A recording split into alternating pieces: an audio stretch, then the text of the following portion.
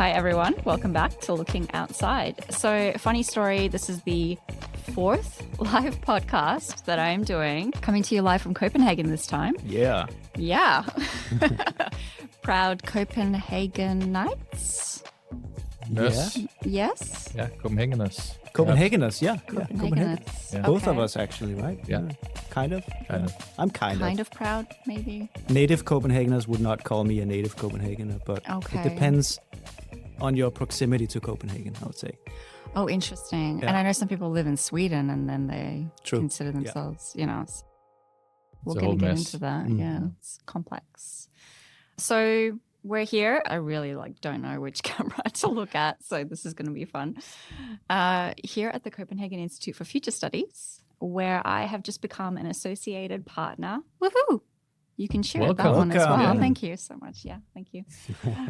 Really, really stoked to be here and to start working with these guys. And, we were having a little bit of a chinwag in the office and realized that this chinwag needs to be shared. Is that a term that you get, chinwag?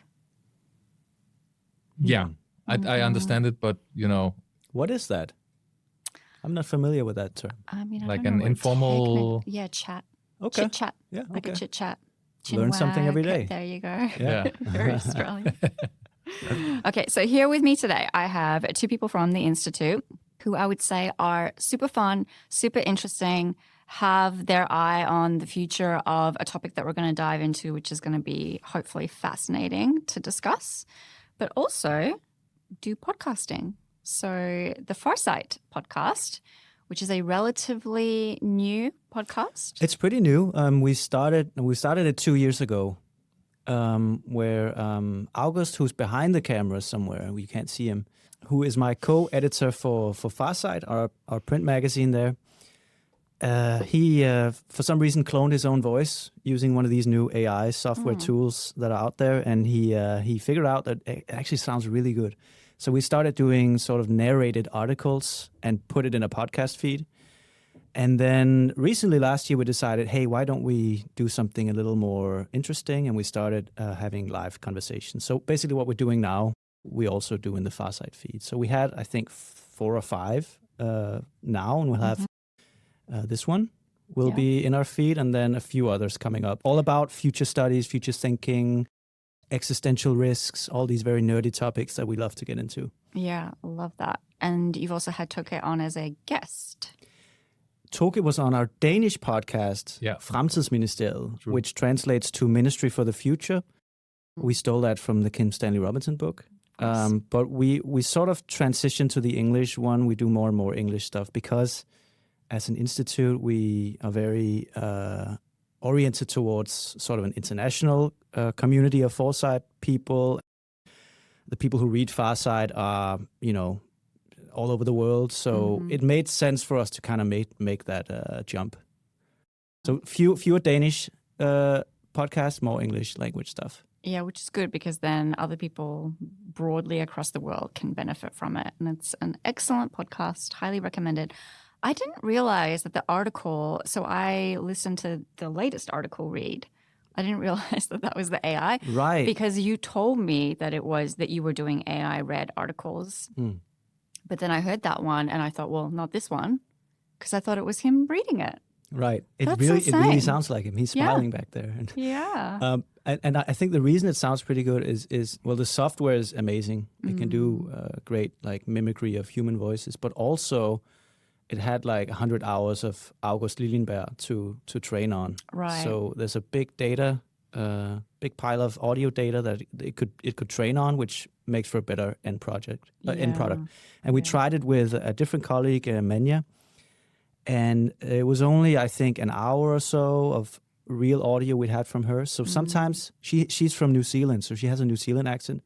But sometimes it does this weird thing where it switches to a British accent and then suddenly becomes sort of more American. So it becomes a little accent confused if it doesn't have enough data to go on. At least this one we're using. Not enough New Zealand data to Exactly, go off. yeah. Fair enough.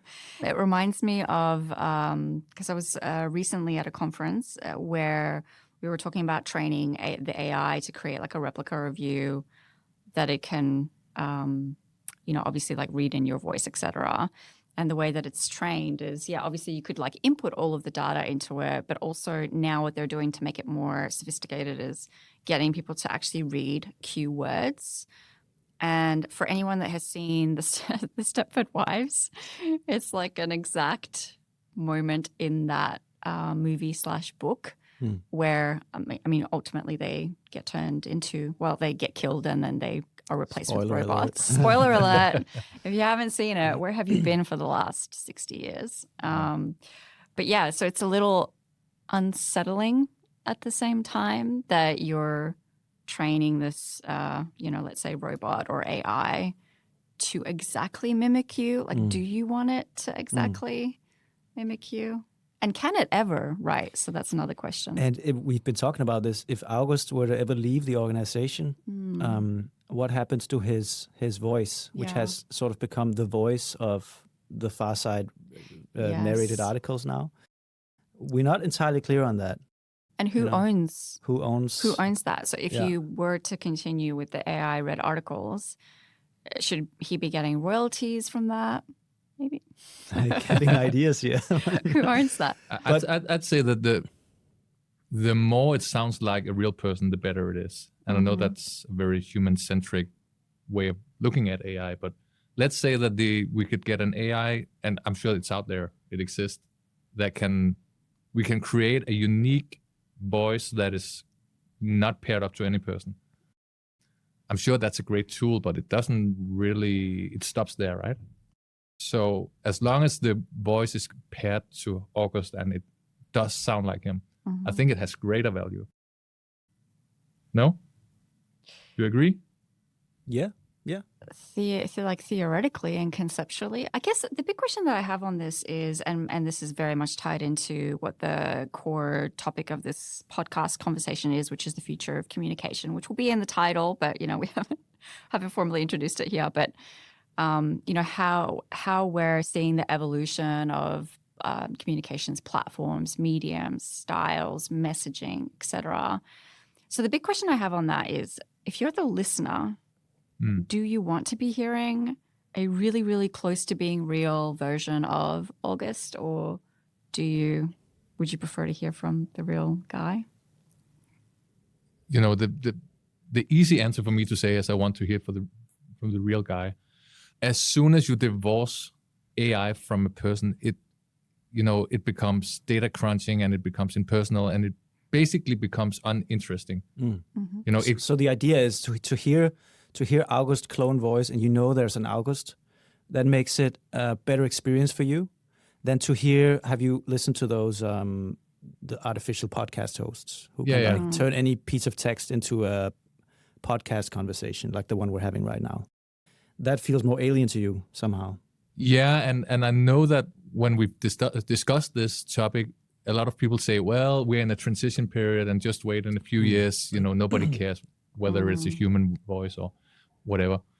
But in general, I think that as soon as you automate something, if it doesn't connect back to reality in some way, then who cares, basically? Yeah, so it's almost like what you take away from it versus how you create it. Yeah, so if we just go into the extreme, so now we have the AI voice of nobody.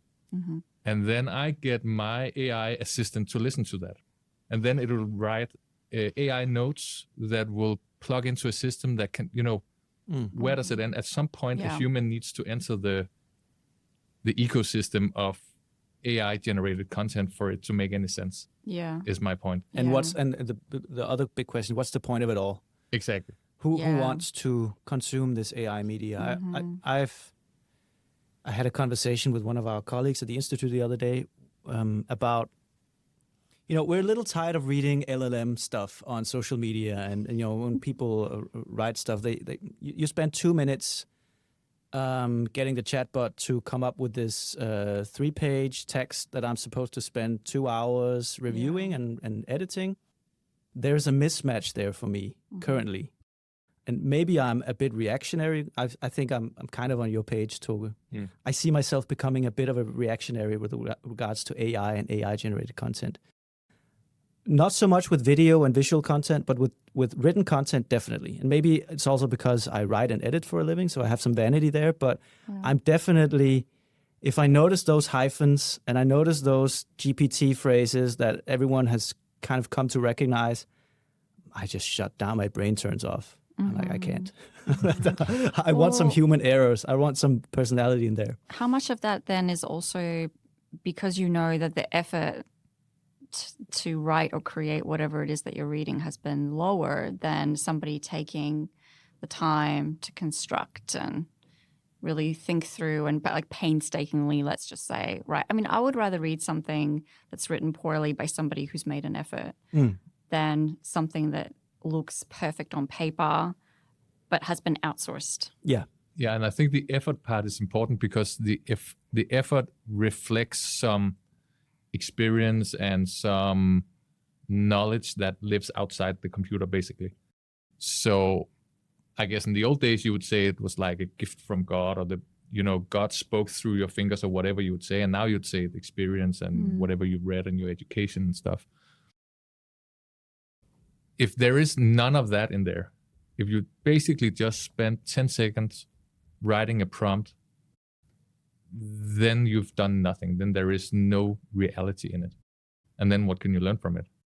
Well, it's equally, I think, what we're seeing is people are spending less time actually creating and writing themselves. Not in all cases, obviously, but just in some cases. And then also sourcing content. Like now you're seeing all these ads for like, hey, if you're running out of content, I'm like, who the hell is running out of content? Like we have so many ideas. Like if you're a content creator, you have so many ideas. You just don't have the time to maybe like flesh them out, make sure that they're useful, articulate them in the most compelling way. So I think it's both of those things. It's used for the writing and then used also for the generating of ideas, which obviously, like you could argue, are homogenous and not that unique, and everything starts to sound the same. There is that aspect of it, and everything sort of has that same tone of voice. And again, it always comes back to this discussion of, well, that will change, well, the models will improve, yes, and it's only been 3 years since we had ChatGPT and so on. I understand all of that, but there's also the part for me is the offloading thing. When we offload our cognitive abilities to the machine, something happens in our brains. It happened with GPS. When we started using the GPS, we stopped forgetting how to navigate. It happened with the calculator. It's happened throughout history. Also, that is nothing new either. So there's always this discussion of, is this time different? Is now fundamentally different from past instances of, automation of knowledge work, we can call it that, or whatever we want to call it. It feels different to me. Maybe it's because I'm living through it. It feels like there is a risk because it becomes so easy and so accessible. There is a risk, at least for people who write or edit or produce content for a living, that you forget how to do those things because you outsource all the work. And maybe we're supposed to do that. Maybe that's the way everything is going. Yes, I don't know. Basically, a future that I could see, and one that I would prefer, is where AI is not generating all the content and all the artistic expression that was formerly made by humans, but where it does all the other stuff that we don't care about. I'm sure that there's some art to data crunching that I can't see, but the data crunching and all the hidden friction that restricts us from being expressive as people. So if it can help with all that, that's perfect. We don't need a human in there to optimize data or optimize, life. But if that sets us free to spend more time being, human, then that's a good future. But a future where the AI is basically taking all the art away from us, that's not a very good future in my estimation. I should say here that we represent our own views in this conversation, because these are things we have very, I would say, lively discussions about at the Institute, and not everyone agrees. Yeah, that's true. I'm probably in the more reactionary end of things, where I'm getting a little tired of the language models and seeing the output everywhere, and everyone's using them, and I'm expected to read all this stuff that's not necessarily from our colleagues. I think we have a pretty good balance, but just in general, you scroll social media, whatever, you see it everywhere. And there are no guardrails. There are no rules. I think that the debate on it is really good. And that's what you can see inside of the Institute, and obviously somewhat more broadly, but certainly in the Institute, is that you have the ability to ask questions like, is this the preferred future that we want? And what do we actually like and enjoy as human beings, which I think is an important aspect of it as well. There's also the commercialization aspect, where AI is really being applied much more to the things that can be commercialized versus the things that can't, which are generally the less sexy, fun, less fun things that we would want the AI to go and do for us. But there's no way to make money off of that. There's no way to productize that. But certainly when it comes to communications, external, internal, or publications, there is a commercialization aspect there. So it's definitely something that's impacting both of your, let's say, industries, but also fields of work, which is, I think, a really kind of interesting aspect of this because, so Casper Petersen, Skovgaard? That's a middle name, yeah. Very good. Okay, thank you. Editor of FARSIGHT and head of publications. Yeah, did I do that right? Yes. Perfect. Awesome. Toke Hanghøj. Yeah. Yeah, good. Did I do These that? Danish names, am I right? Yeah, it was very good. Okay, good. Thank you. Toke, head of communications. And you also do a couple of side media companies or something? Yeah, that's true. Where do you know that from? LinkedIn. Oh, okay. Yeah, that's true. Yeah. I also am part of a satire sports media thing. Oh, okay. Yeah, and also part of an NGO media thing. Mm-hmm. Yeah. So I guess maybe that's a good starting question. It's not really a starting question because we've already started, but sports generally has a lot of humor in it. And writing in general, and particularly the writing that's in FARSIGHT, has a lot of nuance in it. There's a lot of, I wouldn't call it, obviously there's creativity in it, but there's a lot of deep thinking that goes into it. Thank you. That's a compliment. Well, it's well warranted. But the ability for AI to be able to replicate both of those things, nuance, deep nuance, and humor, I don't think it's there at the moment. Are you thinking of it in that way as well, that maybe there are some things that technology or AI can't perfectly replicate and take away from your fields? I don't actually know the answer to that. And I think my job might not exist in 10 years. I think that's perfectly probable. You won't have writers and editors as you used to, maybe. That's sad. Perhaps it is, or perhaps times just change.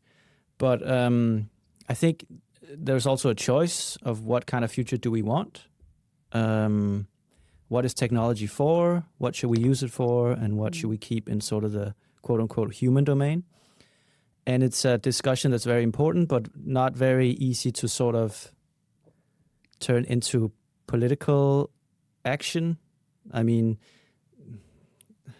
at the end of the day, what decides how AI models are developed and how they're released? And, there are very few guardrails. And I think a few years ago, there was this big debate about putting a stop to the development of generative AI. There was a big petition. The pause. Elon Musk and a few other people, high-ups in the tech world, signed it. Everyone was very worried.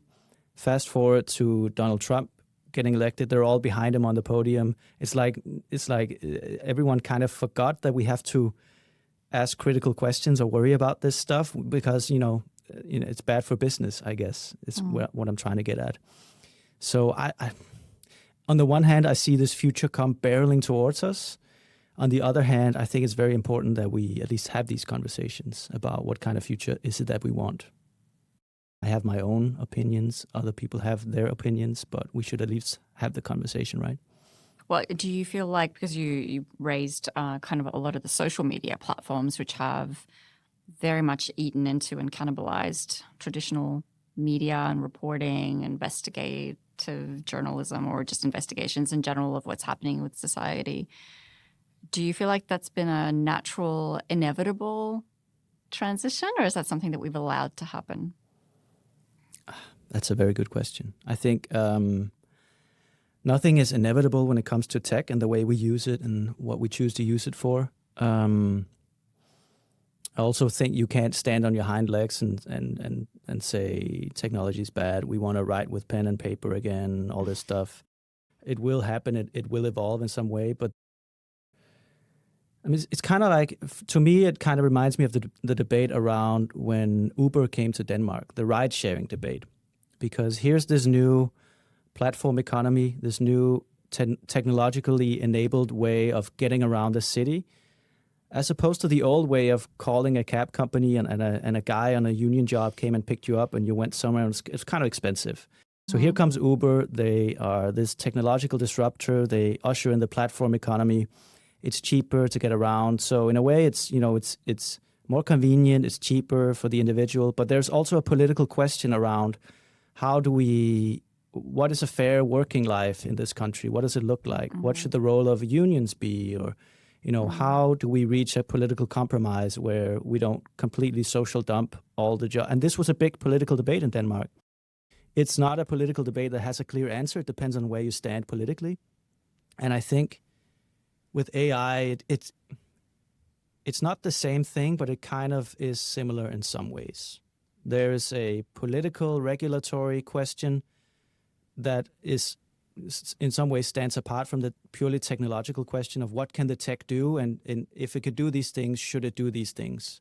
So these things are very complex. I don't really have a good and clear answer for it. No, but the good thing is that at least here at the Institute, we have these ongoing discussions, and a thing that I've noticed is that AI has become a lens that then when you discuss AI and when you look through that lens, you really need to hone in on what the actual value of something are.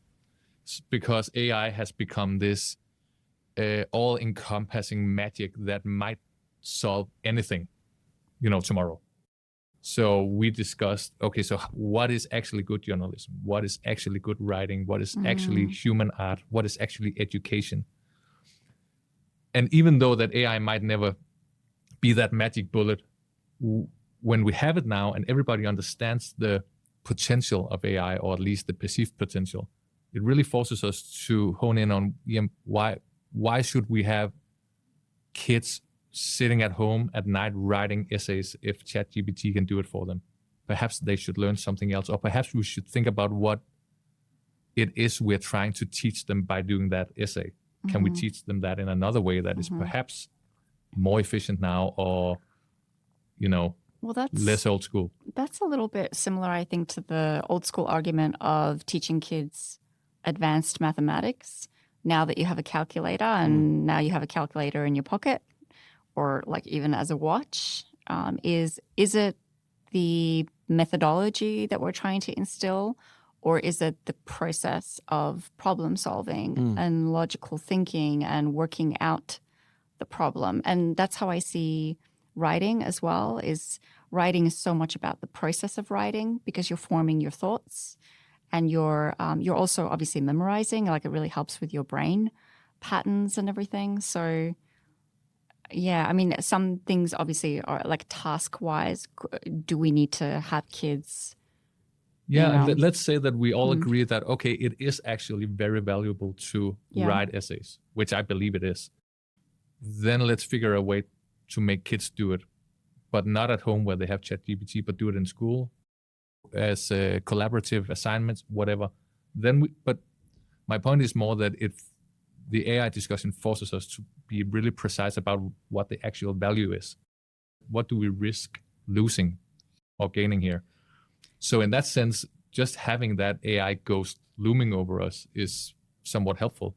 And schools are really an interesting, because that's kind of where we decide what the baseline of things like critical thinking and media literacy and tech literacy should be. That's kind of the ground zero of deciding these things. When the LLMs came out, it was the first thing we were hearing about was kids plagiarizing or using bots to write essays in school. And the teachers were the first to sort of have to grapple with these things that we now all have to grapple with. Remember all those stories about teachers freaking out because they didn't know what to do in the classroom because the kids were just handing in ChatGPT papers. The teachers they know my mom's a teacher. I asked her about, like, how do you deal with this? She's retiring now, but she's sort of been at the tail end of this. She says, well, I know my students well enough to know when they're using a ChatGPT to write. Right. I know this guy does not write on this. Yeah. He's not this eloquent. Or, That's so insightful. And this person has clearly written it themselves, so that gives a bit of good work. You know, it might have errors all over, but you wrote it yourself. Just to say that schools and sort of, it really has become, I don't think we saw it at the time, but it really was like a microcosm of the general challenges of society with regards to AI and how to sort of handle it and all these challenges we're facing now, talking about now. That's really insightful too, because obviously she is thinking about how the person reflects in the writing versus just the quality of the writing objectively. One of the best compliments that I ever got, which was like a backhanded compliment, was from a philosophy teacher. I handed in an essay and he said, your argument is really weak. Like, it's not very well researched, but I really enjoyed reading it. Okay, you know, like I know I tried to inject a lot of humor into it, a lot of myself, personality. And I think sometimes that's almost like what's more compelling, particularly when you're trying to convey a message to somebody, is making sure that it has some sort of a human tone, you know, that it has a bit of vulnerability in it, that it has like some flaws. Some flaws actually create, you know, shine a light on things that are perfect, you know, the darkness and the light, which I think also comes through in communication, messaging, writing. Yeah, it has a feel of, perhaps also a feel of exclusivity in a way. Maybe it becomes what, you know, with industrialization and the mass production of physical products, you also had handmade suddenly a marker of identity and quality. And you in a handmade spoon, you want a little dent. You want something that's imperfect, because then you can see a human made it for you, right? Maybe it's the same thing with quote unquote intellectual content or written content or whatever you want to. Yeah.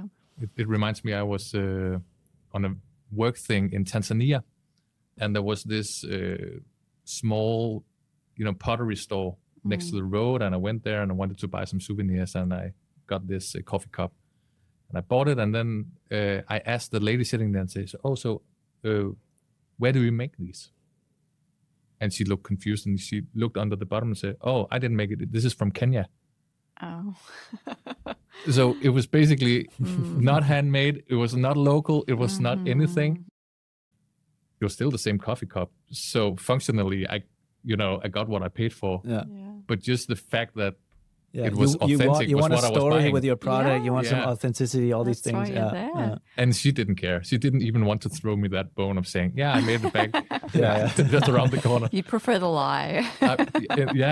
I often do. Yeah. Well, I went to, I think last week I went to a German bakery thinking I'll get some beautiful, you know, handmade German bread. And the lady said, no, we get it from a bakery down the road. And I'm like, well, that's, you know, to that point, it's, you're almost buying into the concept that it is more unique and maybe more effort has gone into it. And that's, I think, a part of what we're at risk of losing. Yeah, so following that thought, wouldn't it also make sense to believe that if AI can, and other new technologies can create a lot of digital content and writing and, you know, basically solve everything online, wouldn't that mean that everything offline becomes more valuable, and that all the, let's call it social status that you can gain, you'll gain offline?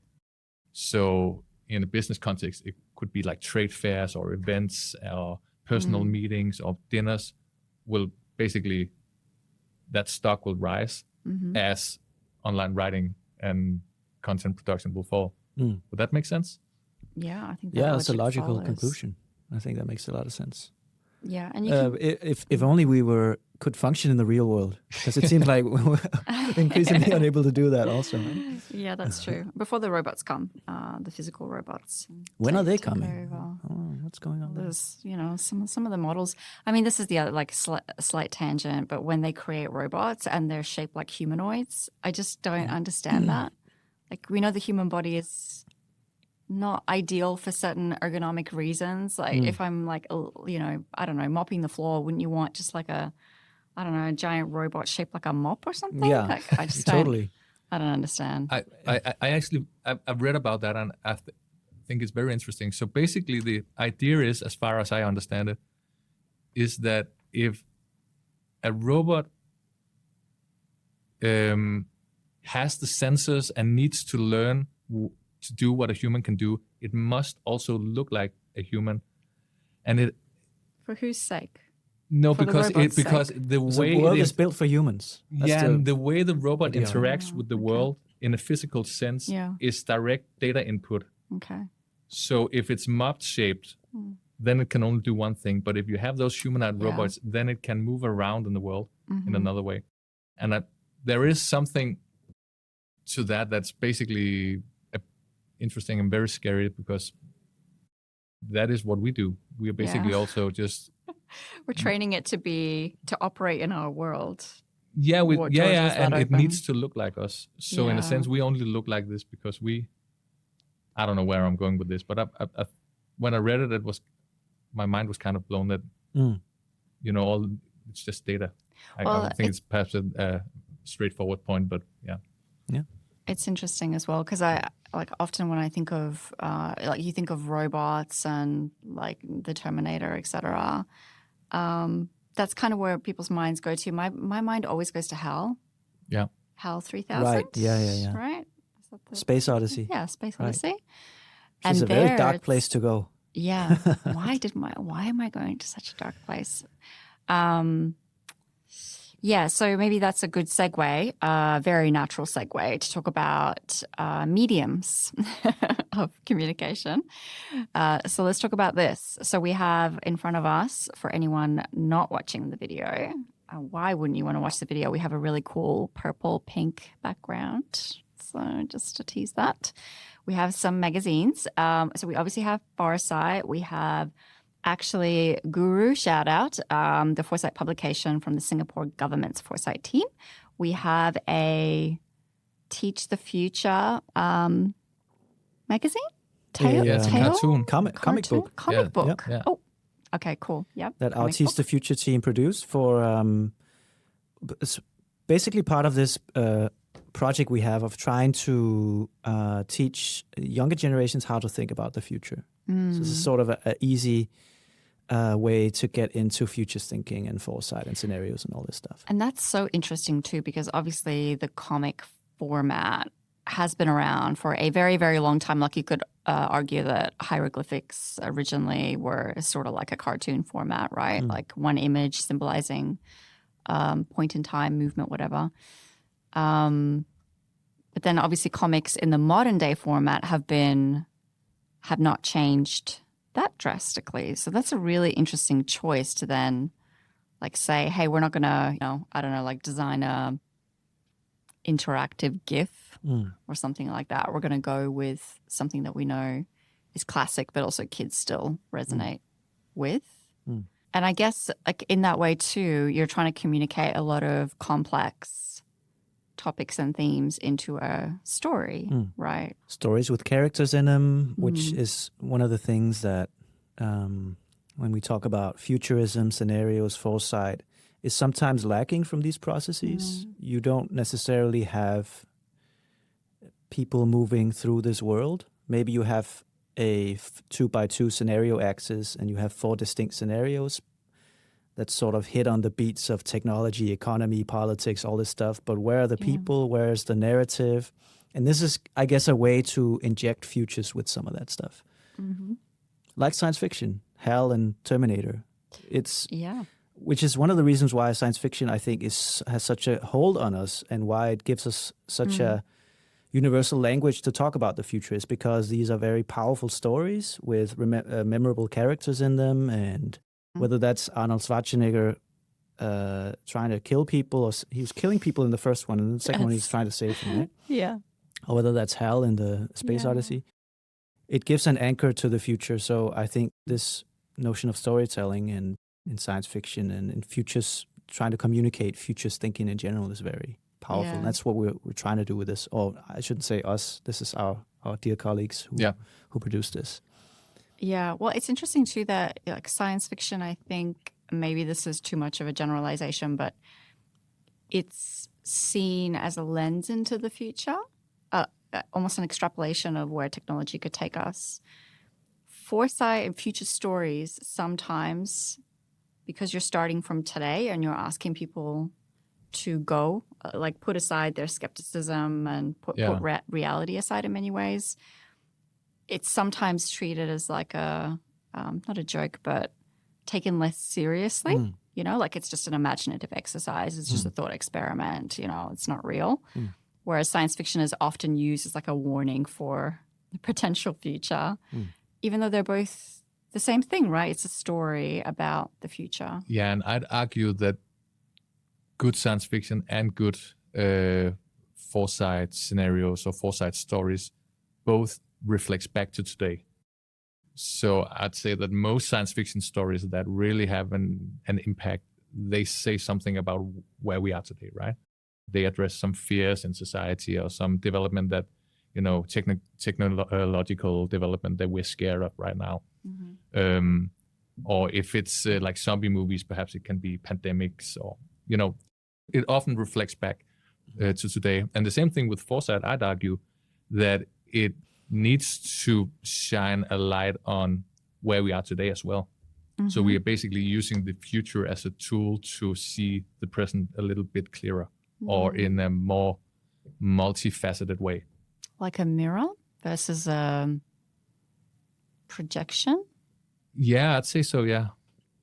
Or versus a telescope maybe is the better analogy. Yeah. Yeah, so if foresight and future thinking have any value, it has a value now so that we can make better decisions today.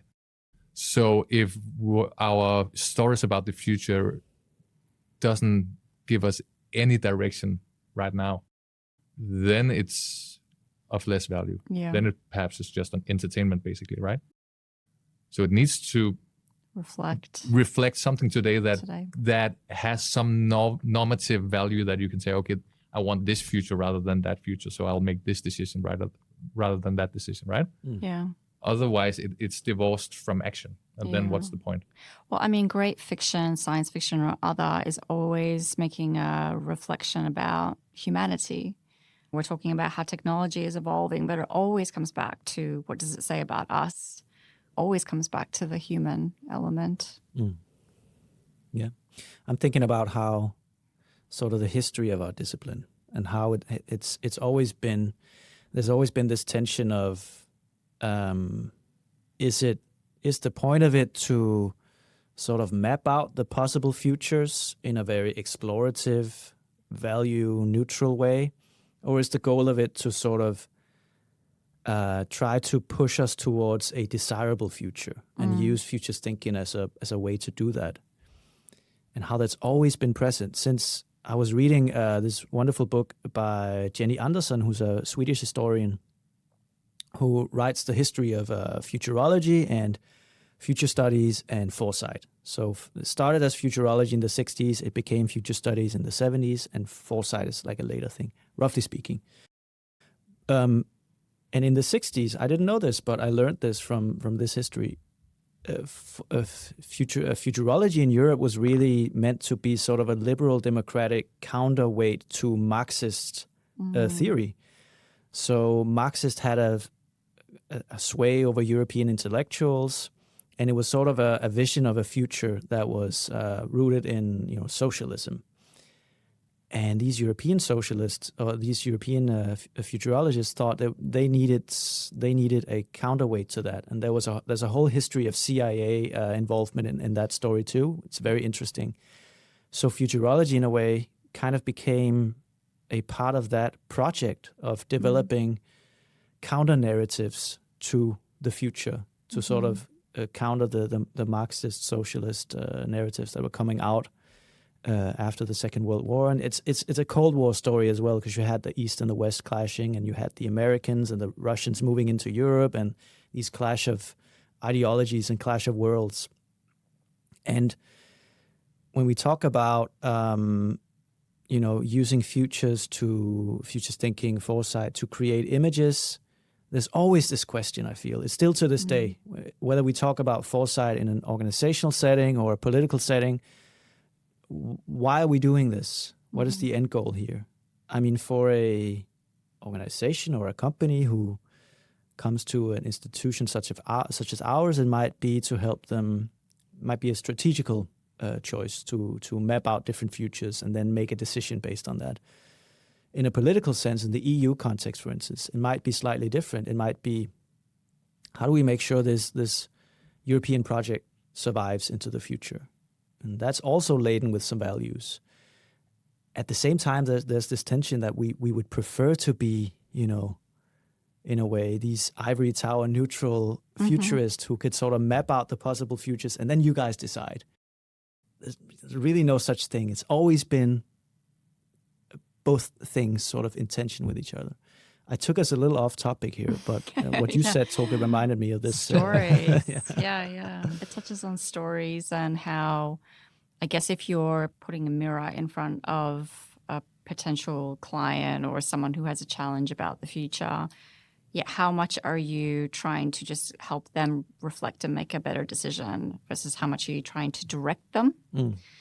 And I think that's like a very big question of how objective we need to stay, like particularly thinking about the, varied parts of the world. And I think it's been really refreshing for me being in Copenhagen that I had this, I don't know if I already told you guys this, but I had this view that it was going to be like, these affluent, hippie Danes that, are living a sheltered, beautiful, comfortable life over here. And it's not the case.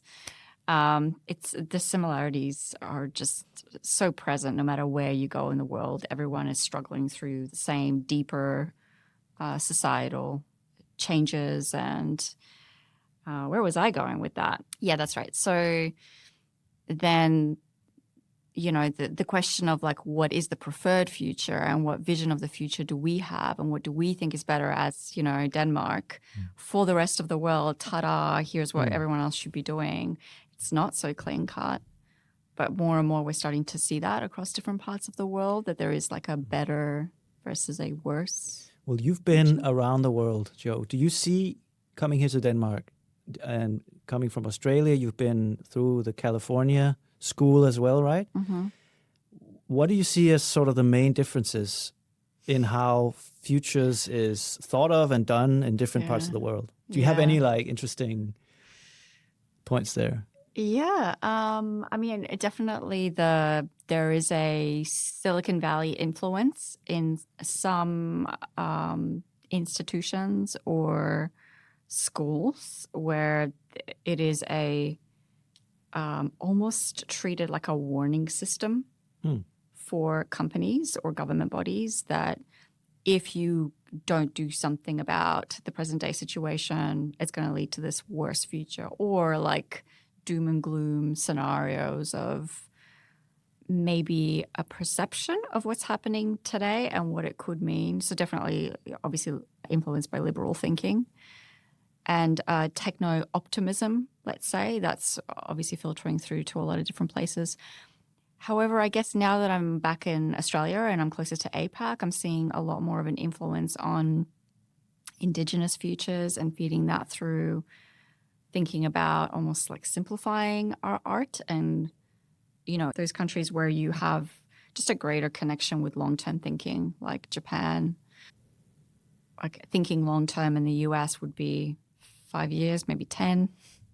Like some institutions put out a 10-year kind of horizon perspective of visions of the future in 10 years. You go to Japan, it's, like 100 years. Or you go to, obviously, UAE, it's next 50 years. That's been really eye-opening for me as well. And I guess it just points to the fact that this is not a one-size-fits-all, and it's it's an important reminder when we're talking about communicating the future that not everybody uses the same language or thinks conceptually about future time horizons in the same way. I wonder what makes Japanese culture so geared towards like really long-term thinking. I know they have some of the oldest companies in the world too. There are some Japanese construction companies that are like from the 500s. Yeah, and hotels that are like thousands of years, or like more than 1,000 years old. Yeah. It's extreme. Yeah. What is it there? Is there some kind of, I mean, what is the thing? I don't know. I'm interested in that. Next guest from Japan. Yeah, Coming we to need you live from we need Japan. to dive into that. No, I think it's really interesting. We here at the Institute, we helped formulate and put in place the latest Pact for the Future. And some of the events we attended and summits, there was obviously a global, there were global input to the Pact for the Future. And I also noticed the whole indigenous futures thing coming through, which in my mind is both very progressive, but also very conservative. Very conservative in the sense that it has a lot to do with being a good ancestor and keeping what is already good in the world, making sure that we have a planet to live on. And it's basically like a stabilizing force. Let's not disrupt what we have. But at the same time, it's a very progressive thing, and we need to listen to marginalized voices, and we need to bring forth people that we don't normally listen to. So I find that really interesting, and I think that's a very good it's a very good perspective to have to this conversation, that futurism or foresight and future studies is often painted in this techno-utopian, let's revolutionize the world and make it into something completely different with glass bubbles over cities and flying cars. But foresight and future studies can just as well be like a stabilizing, neutral, almost conservative force. Yeah. Well, we were talking about this. So credit to Lasse, who had this idea. Am I allowed to say it? Well, I'll check with him beforehand. Just around mega stabilizers. So those things that aren't changing, and get kind of counter to this narrative of the world is changing faster than ever before, and we can't keep up with the pace of change. And yes, that's true in many ways, but there are other things which are the same, and almost things that, like what you're saying, that we need to go back to restabilize and create those foundations for the future. It's an interesting thought. There's this book called Shock of the Old, which I haven't read, but it's on my list of books I want to read. I think it's a history of all the technologies that change the world, but aren't like shiny new technologies, but actually the ones that really historical example, interchangeable parts. The standardization of screws in machines meant much more to like building industrial civilization than like a fancy new railroad or something like that. Yeah, that's really interesting. And you studied history, right? I did. That's why my mind always goes to these weird historical examples. Yeah, I love it, because there's so much to be learned from that, right? And as we often hear, history doesn't repeat itself, but it often rhymes. So are there any historical lessons in the communications medium, and how potentially there's been a school of thought that it's inevitable that it will go down this path, but actually it's then surprised us? I think one thing that's fascinating about that is I think that one thing we can learn from studying history is that these conversations we're having now, people have had them before. They've been slightly different, and people have had them with all the nuance that we're having them today as well. And there's this example that I came across it, and I love to bring it up in every conversation I'm in. There's this 15th century Venetian editor, and he was writing about the printing press, just the same as we're worrying about AI today, or we were worrying about Google and the internet 15 years ago. And he had a very nuanced take on the whole thing, which you could change the word printing press and you could put in AI, and you could write the same thing today.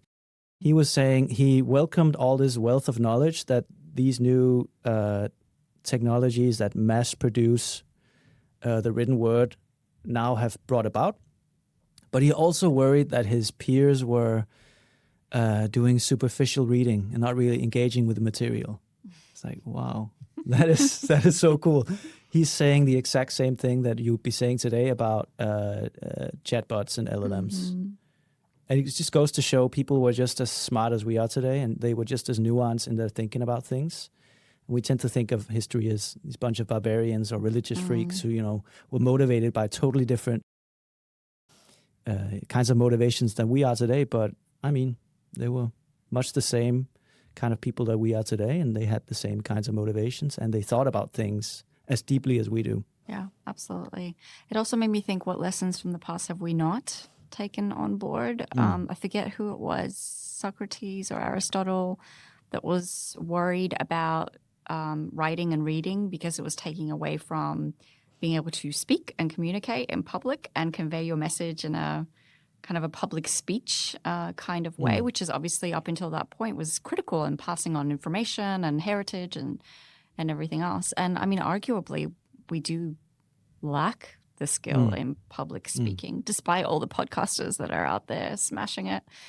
And the memory skill that goes along with it. So they had very advanced techniques for memory retention. They had this technique called the method of loci, where you could turn your mind into sort of a memory palace, a physical space, and all your thoughts and your memories would be organized as objects in this physical space. It could be your house, or it could be a museum or whatever.